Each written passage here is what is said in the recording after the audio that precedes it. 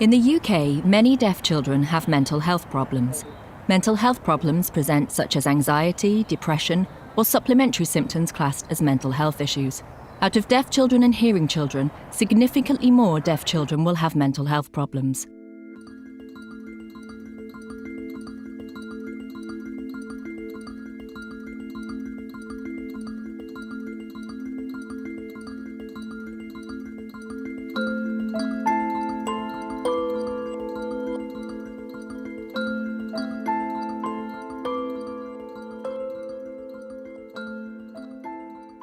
In this programme, we will talk about the assessment tools used with deaf children that are not fit for purpose.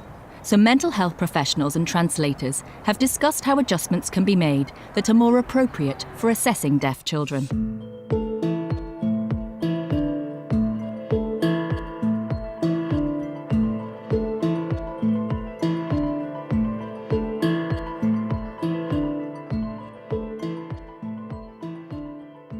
There are 10 centres around the country where staff are trained to help deaf children and their families. It's called the National Deaf CAMS, the National Deaf Child and Adolescent Mental Health Service. The Leeds and York Partnership NHS Foundation Trust, LYPFT, have a research development department that is in joint collaboration with the University of York. The team's name is COMIC, the Child-Oriented Mental Health Intervention Centre. COMIC really focuses on developing new or existing interventions for children and young people, making sure it's more friendly and relevant for them. Sometimes we like to use questionnaire to help us understand if a child or teenager has mental health problem and needs help. And sometimes we maybe use questionnaire at the start when we first meet, and then again at the end to see if improved. Okay, I'm usually on my own. I generally play alone or keep to myself. This one or this one? This one. Okay. The Strengths and Difficulties Questionnaire, SDQ, has been translated into over 70 different languages around the world. But deaf children, deaf children's parents, carers and teachers didn't have true access. Now finally, a translated version is available in BSL. There are 3 different formats. One is for deaf children, one is for deaf parents and carers, one is for deaf teachers.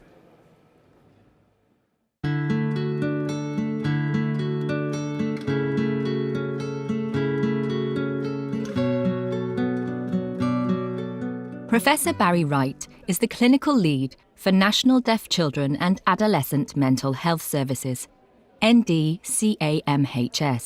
and the University of York. He had used the English SDQ tool with deaf children, deaf parents and carers, and with teachers of the deaf, and he felt that it was not right. He came up with the idea of establishing a new project to translate the SDQ into BSL. Child mental health services are often not well prepared to support deaf children. Their difficulties are not well understood, and it can be difficult to get an interpreter, a high quality interpreter, at short notice. And there are often long waiting lists. Until recently, this wasn't available in British Sign Language. It is available in written English, but this wasn't accessible to deaf children or deaf parents.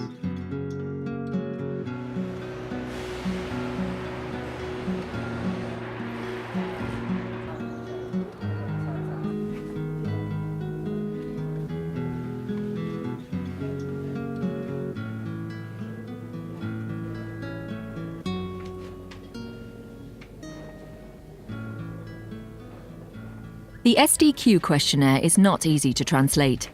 It is a complicated process. The questions in BSL must be equivalent to those in English, so that they can correctly identify a child's strengths and difficulties. Therefore, the questions must be translated accurately to correspond with the English version. Then, whilst using the questionnaire, the professional can ask questions and can identify their strengths and difficulties.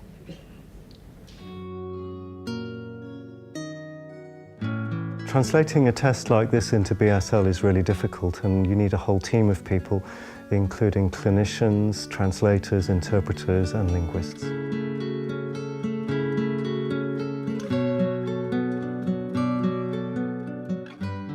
SDQ has 3 different formats.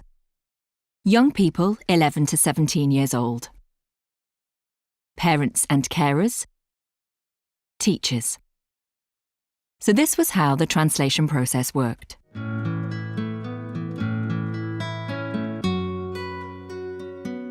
There were 2 groups of people. One group consisted of 3 bilingual deaf translators. These individuals looked at the SDQ document and translated it into sign language. The group discussed the various translations and agreed on the most appropriate one. This translation was then signed and filmed.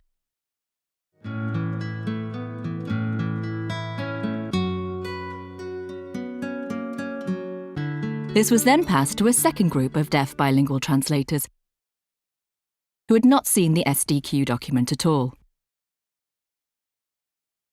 This group watched and translated the BSL version individually and retranslated back into English. The group discussed their findings and the English was then checked. This was then handed to a panel of linguists, translators, and professionals. The panel checked the English text to make sure the original translations were correct. The team need to think about the language and the culture to make sure that the questions work in British Sign Language. One of them was whether the child often feels sick. Well, in English it's ambiguous. It could mean either vomiting or it could mean feeling unwell, and BSL has different signs for both of those things. So we needed to talk to clinicians to find out which was the most appropriate sign for the context.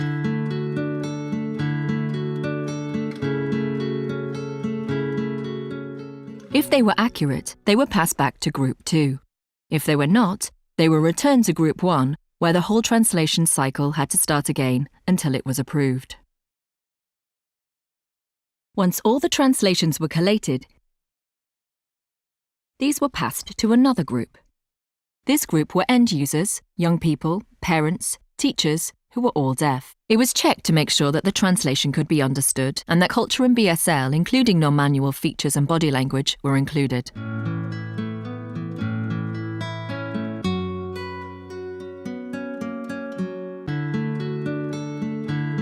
Another example of something that was difficult was that the questionnaire asks the child, do you take things that are not yours?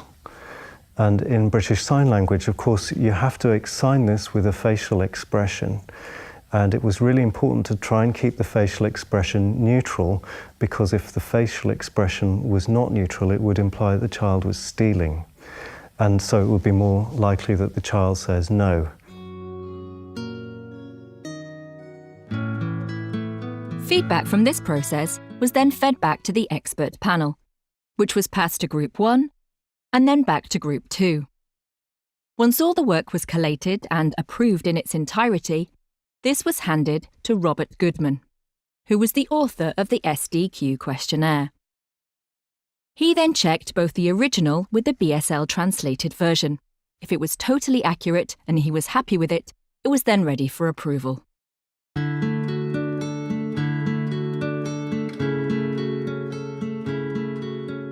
If he wasn't happy, it then went back to the expert panel, who passed it back to Group 1, where it was retranslated and then sent back to Group 2, translated again and then passed back to the expert panel.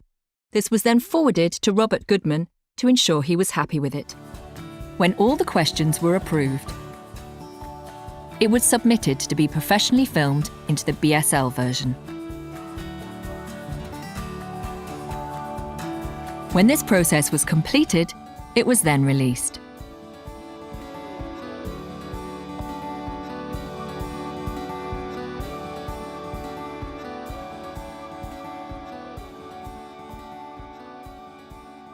We have a project that is looking at adapting the autism assessment.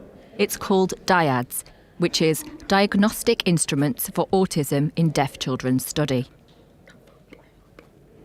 SDQ have used forward and back methodology, and we've copied and adapted this for our own autism assessments.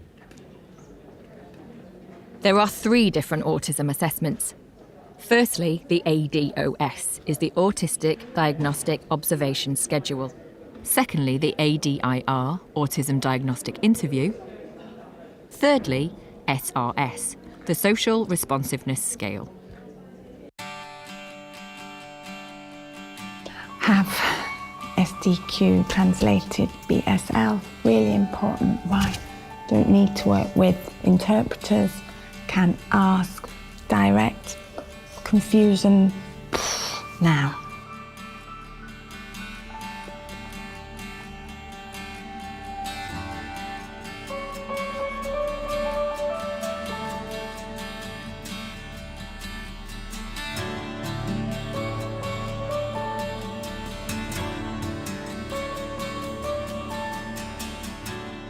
The Strengths and Difficulties Questionnaire can now be understood by a deaf child, and that child can fill in the answers independently.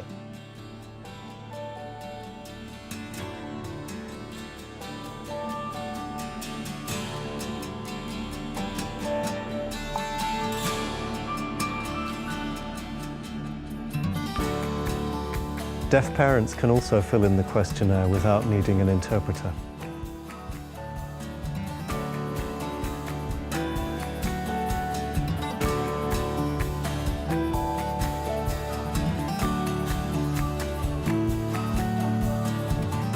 The SDQ has now finally been translated into BSL.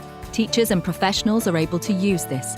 But there are still many mental health assessments that need to be translated into BSL. Hopefully, in the future, if more tools are available in sign language, then deaf people will have access to mental health services equivalent to hearing people.